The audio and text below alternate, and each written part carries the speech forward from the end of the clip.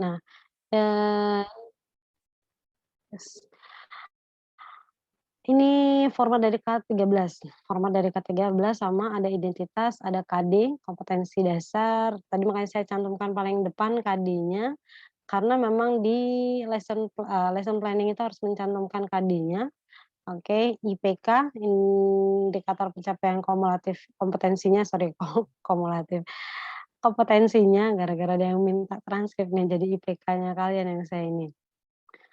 So, fungsi sosial, fungsi struktur, unsur kebahasaan. Nah, ini tadi yang ada di, eee, teks tadi ya, kind of text tadi gitu, tujuan pembelajaran, materi pembelajarannya itu tadi bisa sosial, struktur, sama unsur kebahasaannya lebih detail lagi. Indikator pencapaiannya sudah mulai detail di sini ya. Oke, metode scientific approach, mengamati, menanya, mengumpulkan, mengasosiasi, dan mengkomunikasikan. So, media di sini saya yakin teman-teman lebih jelas ya media yang digunakan, media itu apa, terus alat bantunya apa, gitu kan. Tidak hanya ini saja, video, laptop, LCD, realia, gambar, ada poster, ada whiteboard, gitu-gitu kan banyak ya, teks autentik atau mendekati autentik, eee, referensi bisa dari e-book atau buku bahan ajar yang sudah ada bebas sekarang. Kalau di K13 tidak mematok guru harus pakai, eee, terbitan ini, harus ini, tidak. Tapi guru dibebaskan untuk menjadikan studennya itu lebih paham dengan referensi yang gurunya punya. Kegiatan pembelajaran, kegiatan pembelajaran itu pertemuan pertama bisa sini satu. Kan pertemuan pertama tadi kegiatan yang ini, nah ini langkah pembelajaran ini kegiatan pertama, satu ya kan. Nanti kalau mau ada pertemuan kedua dibuat lagi yang sama seperti ini tapi beda, continue. Continue-nya maksudnya, mungkin isi kegiatan pendahuluannya sudah mulai menanyakan, eee, materi yang sebelumnya sebetulnya di kegiatan pendahuluan sudah ada itu gitu kan. Ada feedback-nya dulu, lalu kegiatan inti meneruskan materi yang selanjutnya, ada kegiatan penutup, nah di situ. Jadi, di K13 ketika 5 proses tadi, 5 tahapan di, kegiatan inti tadi tidak bisa mencakupi semuanya dalam satu kali pertemuan, bisa dibuat beberapa kali pertemuan, seperti itu. Dalam satu RPP, boleh. Jadi, notabene satu RPP itu bisa untuk satu materi, naratif. Pembelajaran naratif tidak mungkin dalam satu kali pertemuan, bisa 2 sampai 3 kali atau 4 kali pertemuan, tergantung tujuan pencapaian pembelajaran yang tadi apa ya, studennya bisa apa. Kalau studennya bisa menghasilkan atau menulis kembali, rewrite lagi naratifnya, by their own word gitu kan, berarti prosesnya nggak mungkin dalam sekali-kali pertemuan gitu, bisa 2 3 4 kali pertemuan. Itu bisa dibuat di sininya. Jadi pertemuan satu tadi tabel yang tadi, lalu pertemuan 2 buat tabel lagi, pertemuan 3 satu tabel lagi, begitu. Baru nanti ada, eee, penilaian, dan sumber sumber belajar sudah ya, referensi tadi sudah. Berarti ada tinggal penilaian. Penilaian itu dalam bentuk, eee, soal, karena setiap latihan, itu. Jadi bisa dibuat pertemuan pertama, pertemuan kedua, dibuat lagi pertemuan ketiga, nah dan selanjutnya. Bisa juga dalam satu kali pertemuan ya selesai, langsung tanda tangan di bawahnya, nanti pertemuan selanjutnya dibuat lagi dalam bentuk yang sama. Kita paperless ya, jadi sekarang lebih dianjurkan untuk yang seperti itu, cuman koreksinya lebih detail lagi sih, buka-buka ke belakang lagi gitu. Kan tetap ada asesornya ketika, eee pemeriksanya ketika nanti dikumpulkan untuk pemberkasan kalau guru-guru tuh, gitu di sini. Jadi notabene nih kan alokasi waktu 10 JPL atau 5 kali pertemuan untuk naratif. Nah, untuk naratif gitu kan. Ini diumpamakan kan seperti itu. Ini yang K13. Jadi setiap yang tadi ada di sini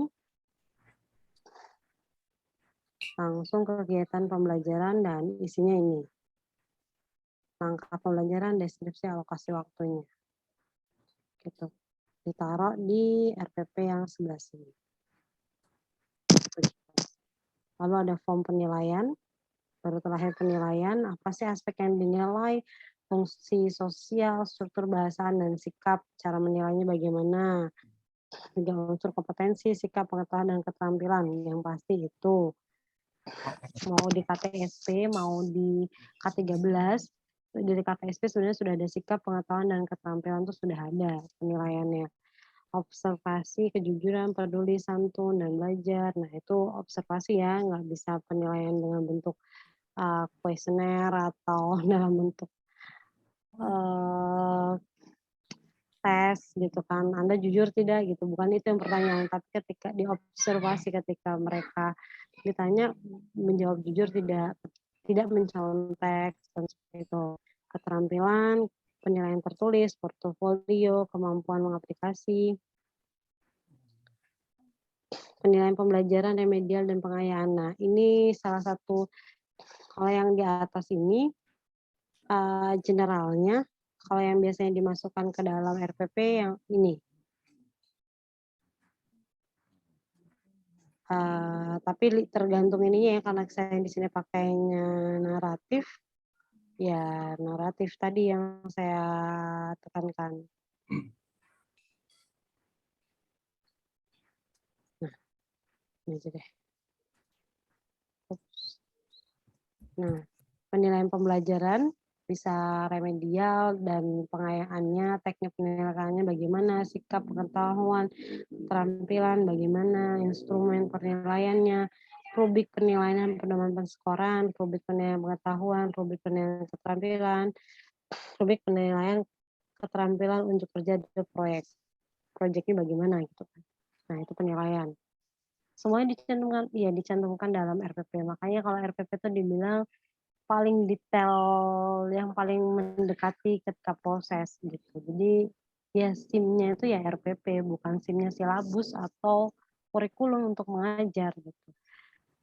Kalau kurikulum sama silabus itu SIM-nya kurikulum itu SIM-nya kementerian ya, harus buat kuncinya untuk pembelajaran, untuk pendidikannya harus dimantapkan kurikulum yang mana, akan dipakai seperti apa, bagaimana, kan seperti itu.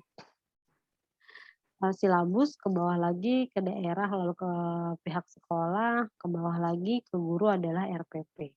Seperti itu, lebih detail lagi. Ini yang KTSP tadi sudah. Nah, yang sekarang yang new format terbaru. Kalau tadi sejarahnya KTSP itu general dengan 3 stage, terus ke K13 lebih detail dengan 5 stage, 5 tahapan, 5 proses. Ke new normal kita tidak perlu pakai proses-proses lagi gitu kan. Pak Nadiem sudah tidak mau lagi diberatkan dengan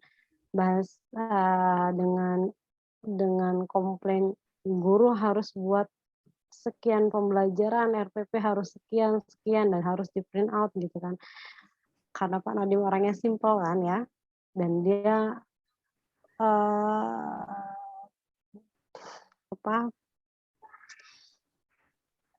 ininya kan majunya karena dia mau upgrade gitu kan, dengan aplikasi, dengan eranya dia mengikuti gitu kan. Kenapa harus seperti ini? Guru pun harus mengikuti era zamannya, jangan menggunakan konvensional terus gitu kan, harus menggunakan aplikasi, harus menggunakan paperless gitu kan. Ya, makanya dibuatlah satu model ini yang sudah diresmikan oleh Pak Nadiem dari tahun 2019. Singkat, padat, jelas. Pak Nadiem bilang ya. Ini yang paling lebar menurut saya. Ada lagi nanti kemarin sudah saya kasih tunjuk ke teman-teman format 1, 2, 3. Ini format yang menurut saya dari Pak Nadiem yang agak detail, yang lainnya sudah benar-benar loose dan yang simpel banget gitu. Tidak diribetkan lagi dengan rencana-rencana dan akhirnya ketika apply, ketika ketemu studennya nggak sesuai, nggak mampu, malah ribet gitu kan. Guru tuh harus bisa sesuai di semua kondisi. Siswanya begini, tiba-tiba mati lampu, tiba-tiba ruangan banjir, tiba-tiba kena gempa, ya harus tetap proses pembelajaran berjalan walaupun tidak sesuai dengan materi atau tidak sesuai dengan lesson planning-nya yang sudah dibuat gitu, tapi ya harus jalan. Benar.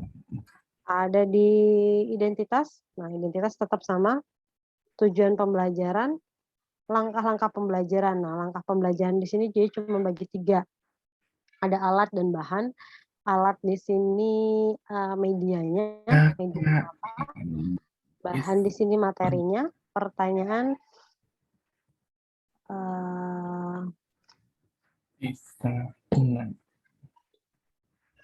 dari itu bisa di mute dulu.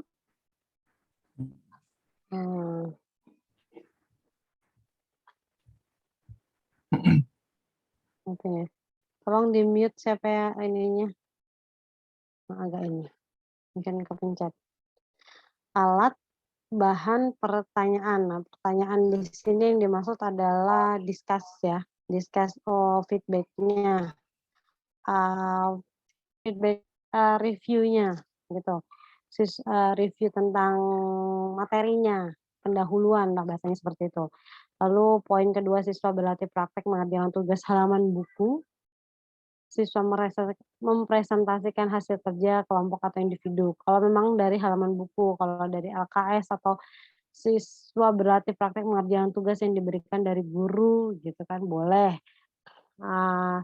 Tapi tugas yang mana? Tugas tentang naratif teks atau tugas tentang apa? Nah, ini isinya deskriptif aja sih, tidak monoton gitu kan. Siswa mempresentasikan hasil kerja kelompok atau individu. Nah, secara individu atau kelompok mereka tadi praktek kerjanya gitu.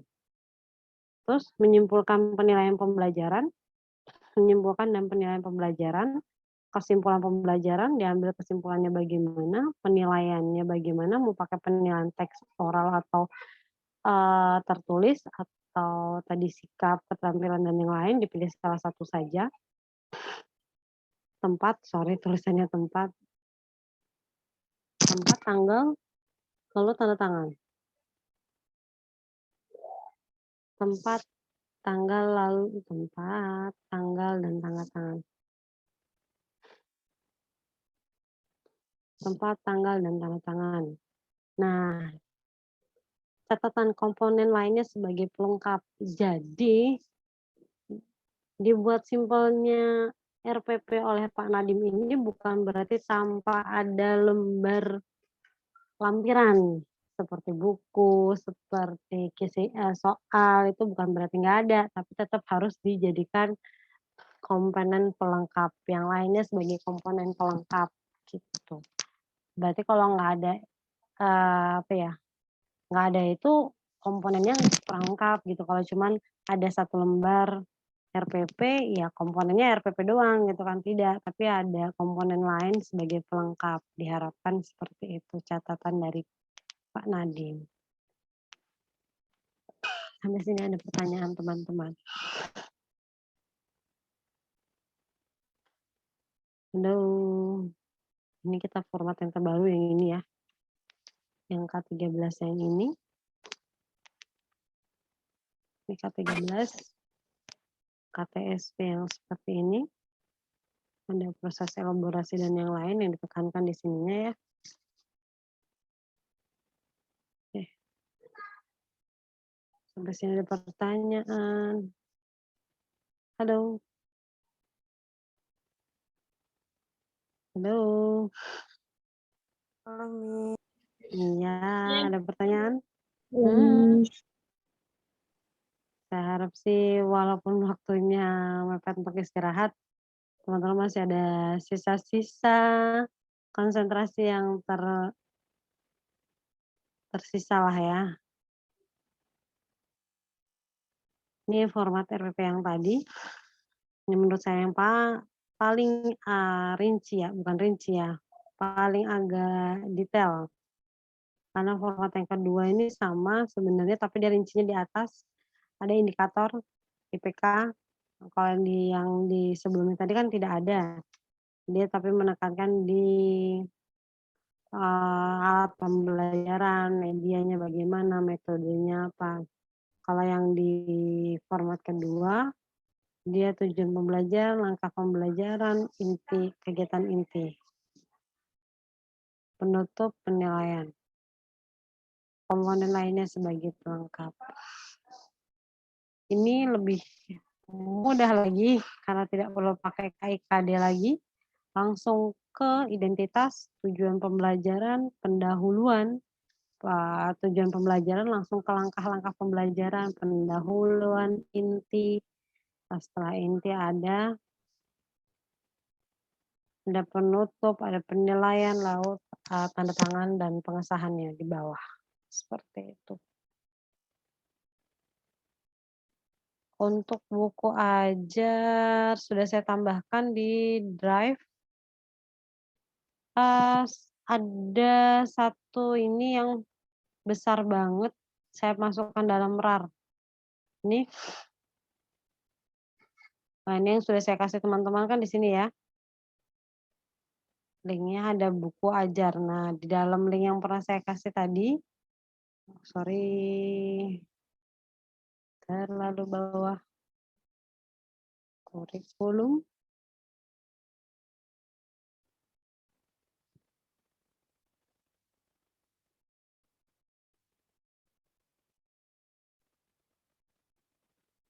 Silabus.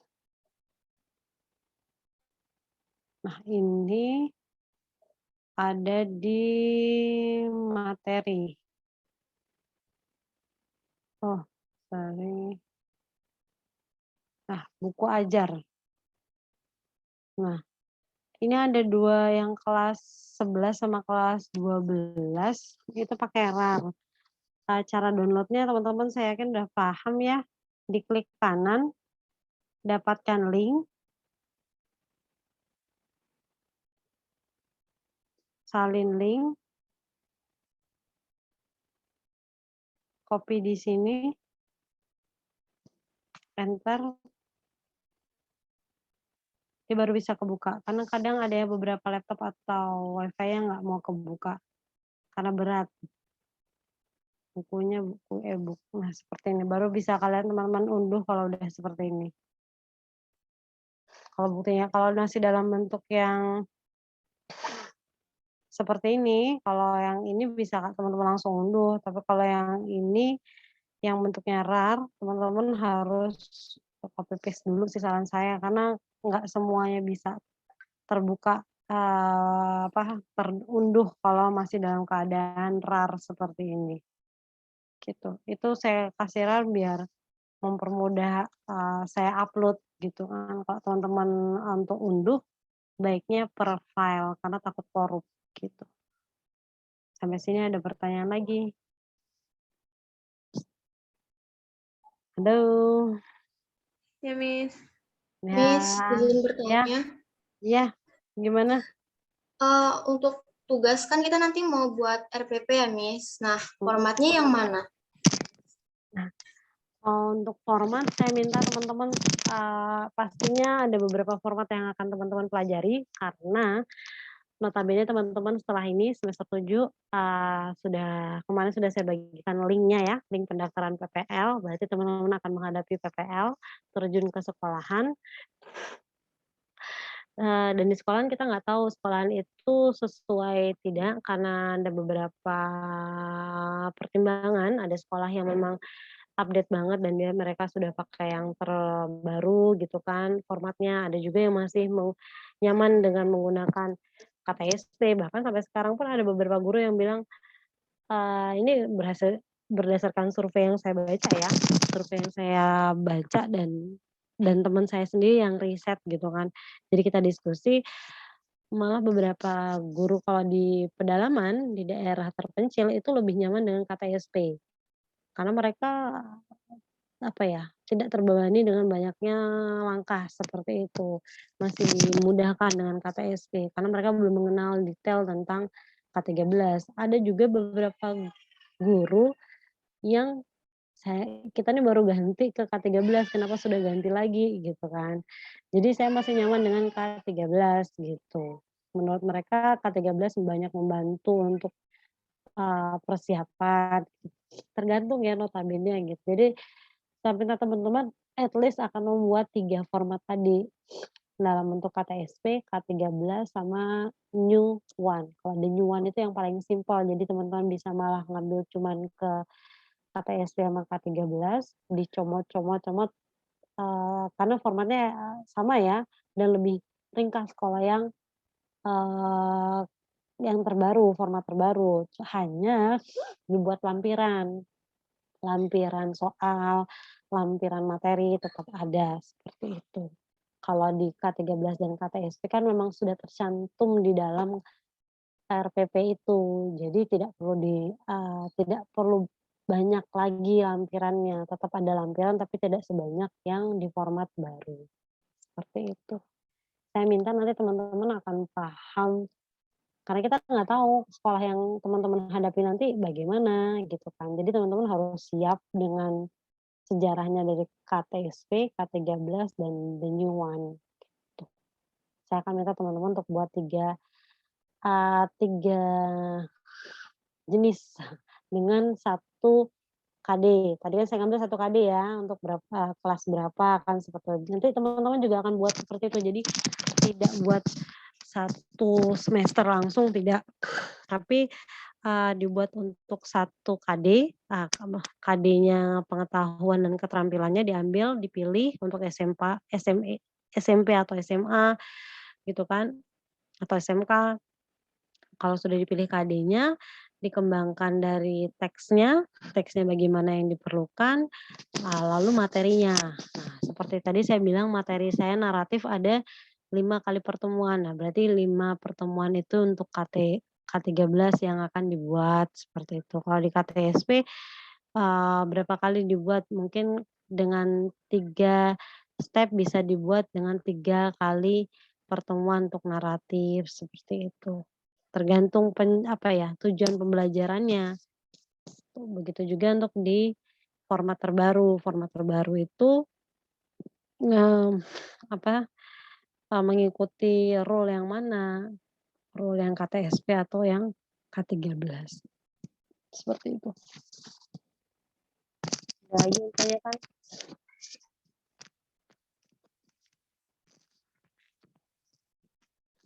Halo? Halo? Oke guys, nanti malam kita ketemu lagi di jam 7 ya, 7:30, 8 malam, setelah Isya, ya antara itulah jam 7 atau 7:30 malam kita bahas lagi untuk ini, pemantapan lagi untuk yang lesson planning. Kalau ada pertanyaan monggo teman-teman ditanyakan. Setelah ini saya langsung ke ya? Miss PPL-nya ntar itu sekolahnya ditentuin apa milih sendiri? Tentuin, nggak bisa milih sendiri. Teman-teman harus pulang ke Bandar Lampung sepertinya. Kalau KKN kalian tetap daring dari rumah, kalau PPL kan prosesnya KKN dulu nih kegiatannya. KKN selesai baru nanti launching PPL. Nah, kegiatan PPL ini teman-teman sudah wajib di Bandar Lampung karena sudah masuk semester depan. Yang insya Allah rencananya akan offline. Jadi, ya nanti yang menentukan sekolahnya ya pihak panitia PPL di lab terpadu. Gitu. Samping gedung PBI itu loh. Gitu. Panitianya di sana, kalau PPL. Yang menentukan panitia. Si A, si B kemana, si C kemana. Bahkan ada yang kalau ke TK, TK-nya butuh gitu kan, kadang ada yang ke TK gitu, ke SD gitu. Karena kan nggak mungkin dalam satu kelompok itu semuanya bahasa Inggris, tapi pasti campur dengan biologi, anak matematika, bahasa Arab, PAI, kan gitu. Yang menentukan pihak panitia. Oh, jadi PPL tuh berkelompok juga ya, Miss? Kelompok pastinya, kelompok dengan prodi lain. Gitu. Oke, Miss. Oh ya, Miss, Oke. tanya di luar materi, Miss. Boleh nggak, Miss? Oke. Jadi saya nih yang belum download surat KKN itu, nama saya kan sudah terdaftar di, nah itu KKN. KKN itu gimana, Miss? Lanjutannya, Miss. Apakah saya ikut? Ikut aja. Maksud saya ini kan trouble-nya karena kemarin kita pergantian kurikulum ya, jadi angkatan 2018 tuh masih ada beberapa yang masuk ke daftar KKN 2000 tahun 2022 gitu. Padahal kalau dirinci yang PBI sendiri hanya 2 orang dari angkatan 2018 yang belum KKN. Realnya cuma 2 orang karena mereka berdua pernah ambil cuti. Jadi teman-teman yang pernah ambil cuti itu pasti nggak bisa ngambil KKN karena prasyaratnya adalah 110 SKS, ya kan. 1 kali cuti aja 24 SKS atau 20 SKS pasti nggak bisa mencukupi untuk 110 SKS ya. Nah, itu yang dialami oleh kakak tingkat kalian di 2018 yang 2 orang. Dan selain itu sudah pada KKN di tahun lalu. Nah, kebanyakan muncul lagi namanya di KKN tahun ini, karena tahun ini KKN diadakan di semester 6 KRS-nya, yang sama-sama di genap. Tahun kemarin mereka di tahun 2021 mereka susun KRS di semester 8. Semester 8 ini mereka baru susun, seperti itu untuk input nilainya. Semester 7, sorry, semester 7. Jadi di situ tercampur datanya. Jadi teman-teman yang sudah daftar KKN, sudah dapat kelompok semua ya PBI, saya rasa kemarin sudah saya cek sudah dapat kelompok semua, tapi syaratnya belum lengkap, silakan dilengkapi, nanti akan ada pengumuman selanjutnya, seperti itu. Belum ada pengumuman resminya sih, kalau dari LP2M kemarin mintanya ada penyerahan berkas, ada pengumpulan data kembali gitu kan. Tapi sejauh ini kami belum dibuat panitia lagi. Jadi siapa yang bertanggung jawab untuk mengumpulkan berkas, untuk mengumpulkan data secara online gitu kan belum ada, gitu. Jadi saran saya, teman-teman kemarin yang kan ada susulan tuh, yang susulan itu disiapkan berkasnya juga. Berkasnya coba minta dari teman-teman yang sudah daftar. Diedit dulu, di-print out, ditandatangani, mungkin itu bisa ketika sewaktu-waktu diminta sudah siap, gitu sih. Teman-teman yang susulan ya, data-data susulan kemarin, gitu. Dan untuk yang terbaru, isinya apa saja persyaratannya, dari LP2M sudah keluar, cuman dari kami belum ada kepastian bagaimana formatnya, apa saja, terus ke siapa, itu belum ada. Nanti akan diinfokan kembali di grup Kosma kalau sudah ada rincian atau resmi siapa yang bertanggung jawab untuk tugas tersebut gitu.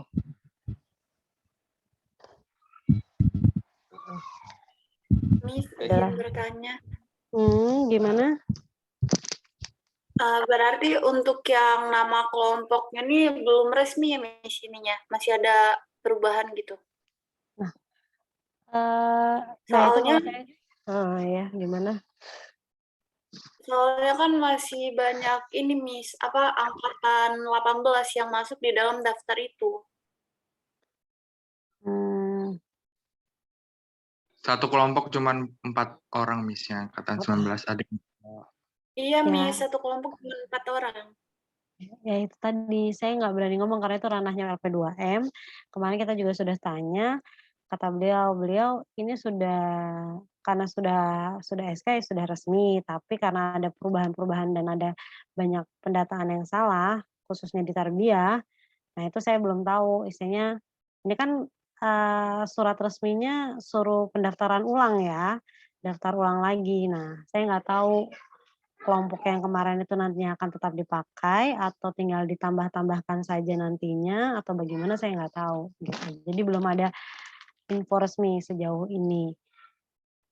Saran saya sih di-keep aja dulu komunikasi dengan teman-teman kelompoknya untuk sementara gitu kan. Karena memang itu yang sudah rilis dulu dan kan memang belum ada di form apa ya, di web gitu kan, revisi pembagian kelompok gitu kan, belum ada gitu. Dan saya nggak tahu itu akan direvisi atau enggak, karena itu ranahnya HP2M, gitu sih. Sementara ya tetap komunikasi dulu aja karena kan waktu pelaksanaannya nggak jauh banget dari bulan depan gitu kan. Jadi ya sementara pakai kelompok itu, masalah nanti ada revisi atau gantinya ya kita tunggu saja infonya. Gitu Baik, sih. Miss. Terima kasih, Miss. Sama-sama. Kalian ada grup satu angkatan 2019 nggak di sana? Sudah punya grup WA-nya belum? Daripada banyak grup, saya kan alhamdulillahnya saya ngajar dari kelas A sampai kelas terakhir ya, tapi 2 mata kuliah yang berbeda. Jadi saya bisa share informasi ke sana. Saya pengennya sih kalau ada kayak 2018 itu karena ada KKN sama PPL, jadi saya punya satu grup WA yang isinya angkatan 2018. Mungkin nantinya teman-teman juga akan buat, ada. Dulu saya yang buat sih kalau itu KKN, PPL. Ada Kalau yang kok, Miss. sekarang ada, Ya, kalau Miss. ada.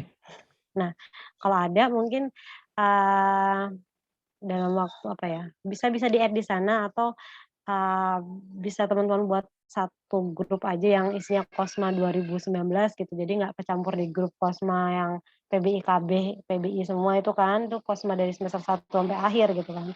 Karena infonya kan sebenarnya khusus 2019 dan 2018, tapi 2018 kan sudah tercantum dua siswa itu saja yang sudah saya kasih tahu infonya gitu, saya save gitu.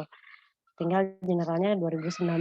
Jadi ketika saya butuh data 2019, tolong isi segera ini, apalagi kalau pakai Google Form ya. Jadi, 2, 3 jam selesai, datanya terkumpul, bisa cepat terilis kembali gitu loh. Kalau ada yang salah atau ada ini, pengennya seperti itu. Jadi saya nggak nge-share ke semua kelas link-nya gitu. Jadi satu kali share, tapi langsung kena ke seluruhnya, gitu. Pengennya sih gitu. Kalau memang ada untuk apa ya, kepentingan bersama monggo saya silakan di-add aja di sana siapa adminnya, nanti kan, ada tulisan 2019 atau angkatan 2019 gitu kan, jadi saya bisa kasih informasi tentang KKN PPL cepat di sana. Karena memang kegiatannya itu rutinitas setiap tahun, tapi data yang diperlukan pasti dadakan. Karena tidak semua angkatan 2019 kayak yaitu kronologinya 2018 itu ya, PPL pun nanti akan ada syarat-syaratnya gitu. Tidak semua 2019 mungkin nanti bisa keangkut untuk PPL karena terpentok prasyarat atau IPK atau yang lain seperti itu. Sekarang hanya pendataan dulu 2019 itu seberapa banyak. Nah, kalau sudah seberapa banyak kan nanti panitia bisa seberapa banyak juga yang dibutuhkan untuk sekolah SMP, SMA, SD, gitu-gitu sih. Prosesnya lumayan panjang, tapi data yang dibutuhkan memang instan, cepat.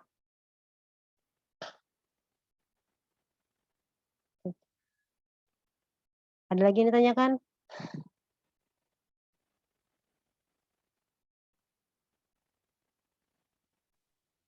Miss, yang RPP ini bukan termaksud UTS kan, Miss? UTS, bukan. UAS nanti ya. Dijadikan tugas UAS nanti. Tapi at least tahu dulu tahapannya deh, teman-teman bisa matang di situ. Kalau yang silabus kemarin kan saya jadikan sebagai UTS ya kan. Nah UAS-nya nanti final test-nya salah satu ya berarti mungkin ada tambahannya, buat RPP ini, gitu. Ada lagi. Miss, kelas E izin keluar ya, ada jam soalnya. Oh oke, siap. Heeh. Thank you, nanti malam gabung lagi ya, nanti saya kasih berikan linknya lagi, kita discuss lagi di sana. Jadi teman-teman yang belum ini silakan dipersiapkan pertanyaan atau tanya-tanya lain, monggo silakan. Nanti jam 7 malam kita ketemu lagi di meeting Zoom. Oke, Baik, monggo. Miss. Ya, silakan kelas E. Yang lain juga kalau masih ada kelas, masih ada pertanyaan tidak? Kelas A? Cukup? Ada lagi? Cukup, B? Miss. Kelas B? Miss. Cukup, Miss. C? Kelas C? Cukup, Cukup? Miss. Oke, D? Cukup, Miss. Cukup, E? Miss. Oke, sudah cukup semua berarti ya. Oke. Oke, kita ketemu lagi di Zoom nanti malam. Monggo saya sih berharap ada teman-teman ada yang bertanya atau, Miss, kalau kayak ini RPP-nya bener nggak sih, Miss? Atau di link-nya seperti ini bener nggak sih, Miss? Gitu. Dan ingatkan saya untuk share link Google Form, Google Drive, karena tadi isinya saya tambahkan untuk yang materi pembelajaran. Ya, bisa salah satunya referensinya bisa diambil dari sana. Oke, thank you guys for your next discussion. The last but not least, Assalamualaikum warahmatullahi wabarakatuh. Waalaikumsalam warahmatullahi wabarakatuh. Okay. Thank you. Okay. Thank you, Miss. Thank you.